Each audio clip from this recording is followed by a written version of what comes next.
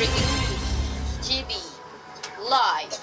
At ito po ang ating breaking news na nakaka-hot na hot dahil ang mga pera ngayon ay peke na, kinokopya na lang sa mga original, kaya ang mga ibang tao naloloko na.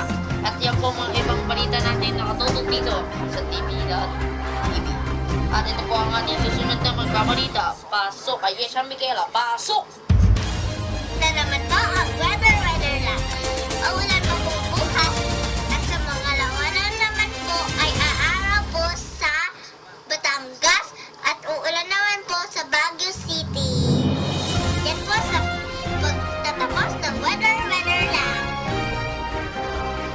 Tayo sa balita kung saan ang NBA player sa Golden State Warriors si Stephen Curry ay na-injured. At yan po ang balita natin ngayong araw na to at yan din po ang balita natin ngayong araw. At ito po tayo